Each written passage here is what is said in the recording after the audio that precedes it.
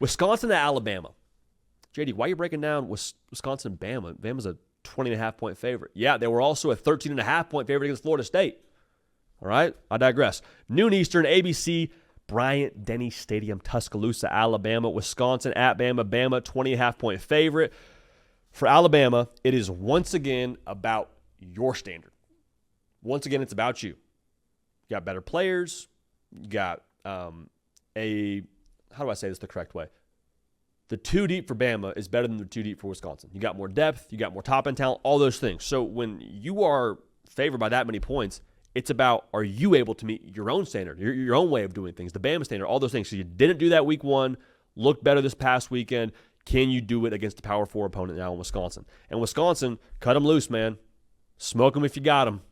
You're 2-0. Luke Fickell. I love the persona of what Luke Fickell brings to Wisconsin. They kind of got back to their roots now after being a little bit more, I don't want to say airy. They were never airy, but they tried to be a more pass-happy offense. It didn't work, and they said, okay, let's get back to neck rolls, fullbacks, line of scrimmage football. Jeff Grimes can call the offense. Let's do some wide zone stuff. Let's get downhill.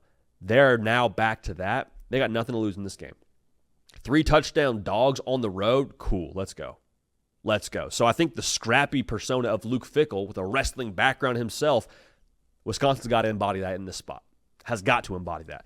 Now, I just told you what I think Alabama's going to want to try and be. They're going to try and stop the run. Okay, like if you stop the run, you cut the problem off at the head. You cut that snake off at the head, it's dead. If Wisconsin can't run the football, game over. If you told me the rushing total right now for Wisconsin, I think I got to tell you what the final score is. Neither here nor there. Now, for Wisconsin, anytime you're a 3-touchdown dog, you got to find a way to get some extra possessions. Have to. Now, whether that's a fake punt, whether that is a turnover, whether that's an onside kick, it's non-negotiable. Like, I don't know how it's going to happen. I just know that it needs to happen when it comes to what Wisconsin's going to be in this football game. So we talk about the scrappy edge, all those things of a Luke Fickell coach football team. Got to see it in the spot. Got to see it in the spot, especially with the time of us recording this right now. We're still a little bit TBD on who's going to be playing quarterback for Wisconsin. Neither here nor there.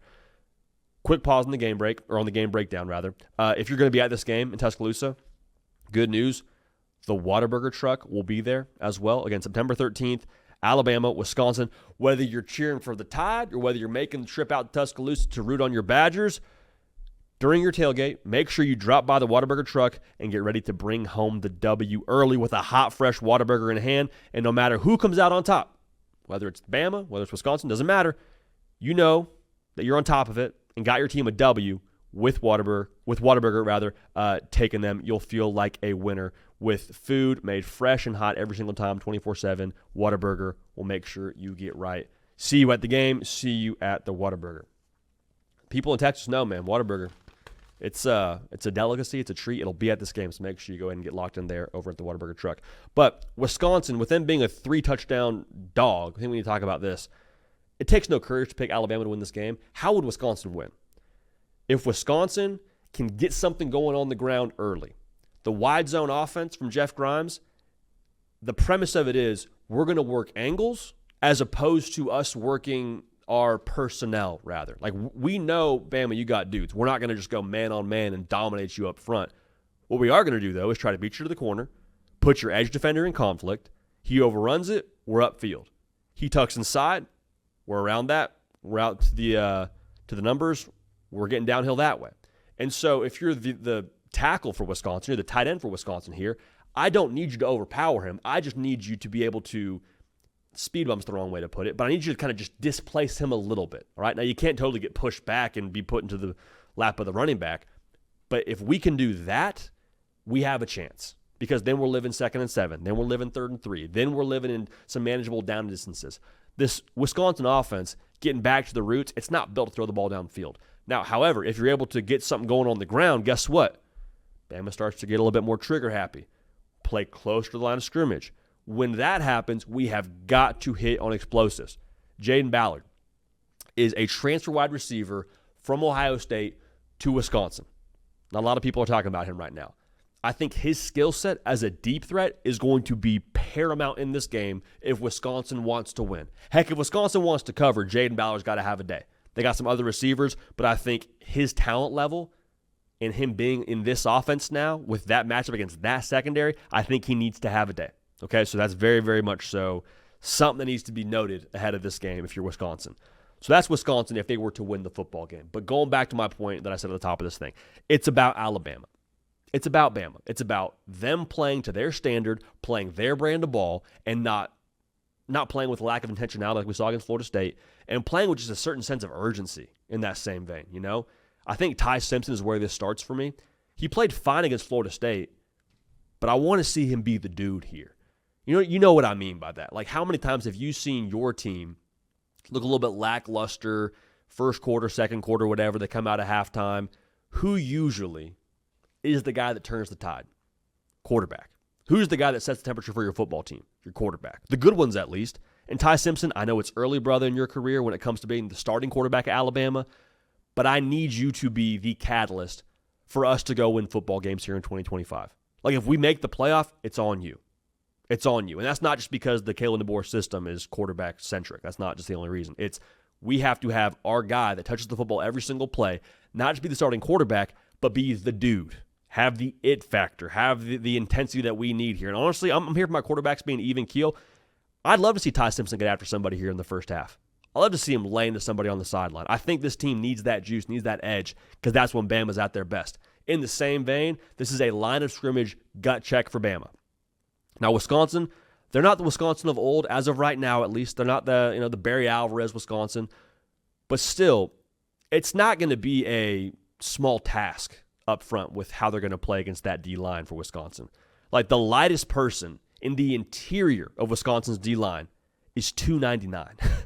You go check out that depth chart, a whole bunch of like 320, 330, 315. Like, there's some mass in the middle of that defense for Wisconsin. Bottom line, better eat your Wheaties, take your caffeine pills. You better be ready to roll, man, when you get off that bus and go play that game in Bryant-Denny Stadium, because there will be a force that is looking to be immovable against yourself on that line of scrimmage. And so for Bama, if you can't run the ball against Wisconsin, this gets interesting, gets uncomfortable. Remains to be seen. So the pick in this game, I think Bama's going to play like they're still mad about the Florida State game. I think you see Ty Simpson play clean. I think you see him come more into his element. I don't know how Wisconsin scores points in this game is my only frustration here. They opened the season scoring 17 points against a MAC opponent. It's not me knocking the MAC. It's just like if you're scoring 17 against that caliber of football team, I don't think you're getting enough in this game to beat Alabama. So I think Alabama wins. I think Bama covers. And I think, once again, a big exhale weekend in college football. I think you say, if you're a Bama fan, okay, week one still sucks, but we looked good against Wisconsin. What could we be? Remains to be seen, but that's my vibe. That's my vibe on Alabama as it stands right now. Okay, we're about to jump into some Oklahoma talk. Before we do that, though, any take on Bama? Any pulse on Bama now 2 weeks removed, I guess, more or less, from the embarrassment that was in Tallahassee, Florida? Yeah, it's funny. Like, similar to the Florida conversation we were having before, I'm just trying to bounce back from a tough loss. I think Alabama is just a lot more built for it. You have the ULM game, obviously, to tune things up, and they look like you want a team like Alabama to look in those games. Ty Simpson didn't have a ball touch the ground, 17 for 17. Like, that's what you want, and I think Kalen DeBoer and this Alabama team have been hearing the outside noise, and I think they're going to be very intentional about trying to push that Florida State game back as far as possible. Like, hey, like, maybe Florida State's really good this year. Maybe they win the ACC. Maybe the loss doesn't look as bad as it did. But at the end of the day, when you watch that game optically, they got outplayed, they got out-physical, they got out-efforted. And I think they're trying to now set a new tone, had a hard reset from the ULM game forward, and show that they still have those traditional things that we come to see about Alabama. It'll all culminate probably in that game against Georgia, and we'll really see how they look compared to week one, and that'll be the big comparison. But I think because of that, this 20.5, I think if Kalen DeBoer can blow this spread out the water, he will. And I think with this Wisconsin team and a lot of their, lack of strengths, their weaknesses, I think they can get attacked in a major way. We see Jam Miller might be questionable. He might be coming back as well. So I think on top of that, a lot of Alabama's guys all throughout their depth chart got a lot of run and a lot of burn in their last game, and they'll probably have a little bit of confidence to them as well. I think Alabama tries to make this one sloppy and continues to try to make us forget about what happened in week one at Florida State. I 100% agree. And I think, too, when we juxtapose Bama and Florida, the Alabama, You just mentioned structure and the coaching staff. Kalen DeBoer's coached in a national championship. Yeah. And that's not a knock on Billy Napier. It's just a hat tip to Kalen DeBoer. Like, dude has coached in the biggest game the sport has to offer when it comes to a trophy awarded after the game. Like, he's got that kind of chops. And so you would like to think, having been around a team of that caliber, you know what it takes to compose yourself, to be able to go week to week and be about the right things. Not saying Billy Napier doesn't, but Kalen DeBoer has been up close and personal, had his hands on a team like that at Washington that you would like to think is going to pay dividends here for Alabama, which I think is a big reason why they hired him. Yeah, and right behind the national championship, there's the Sun Belt championship which Billy Napier has coached in against my App State Mountaineers. He gave us a big L that day. That one hurt, and that led to him going to Florida. But no, I think it's funny when you talk about some of these top teams in the country and how they've come out the gate. Alabama, Florida, like teams like that, the questions are like from the neck up, and the mentality and the coaching and the culture.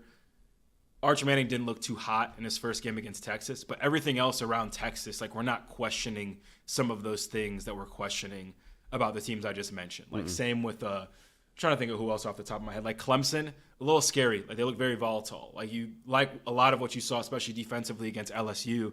Then against Troy, we don't look very good. So it's kind of interesting to see from a discipline, from a just culture and like a togetherness and just playing complementary, smart, good football and parlaying that with many of the teams that have plenty of talent. Sure. It's going to be very curious to see who in the country is just on their P's and Q's week in and week out, who can shake some of the cobwebs we've seen early in the season and just be consistent. A lot of that is quarterback play. We know there's a lot of new quarterbacks across the country, but I think that's just one of the main storylines just to follow throughout the year. And I think that's kind of the reason why you pick a team like Georgia to win in the spot against Tennessee. You trust Kirby Smart, those traits, that culture in this spot more than some of the other just all over the placeness we've seen across the country. We don't know what Tennessee is quite going to be, but I think that's just one example. And there's going to be many examples, I think, across the country this week specifically where we learn maybe more than we have this entire year who a team truly is, because it's like the second time they've had their back against the wall or have had a couple weeks of practice under their belt to kind of get into the routine. So I'm excited about this matchup regardless to see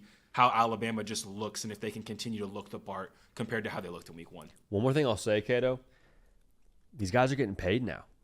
Yeah. And I don't know if that's the thing you point to, because it is week 2. Everyone looks a little bit sloppy at some point during the first month of the season, whether that shows up in the box score, whether you just see it when you watch a game back.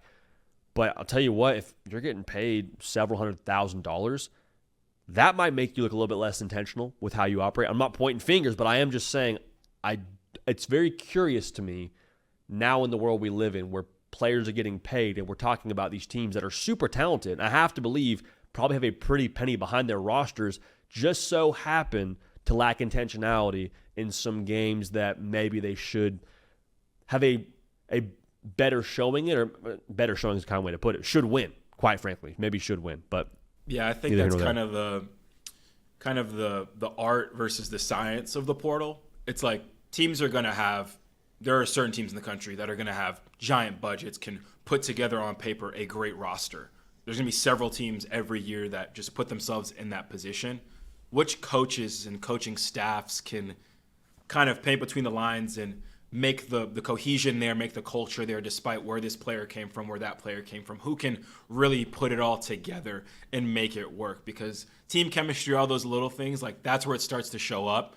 So it'll be interesting to see moving forward, like which coaches are the best at having that work, despite the NIL, despite the portal. That might even out here in a little bit. We all have talent. We have all talent that comes from all across the country, and we're all paying for that talent. Who can now put that to the side, create the most cohesive game plan, and create a culture that makes it to where these guys are putting their money where their mouth is? I think that's something to watch here coming up too. That was a great point, Caden.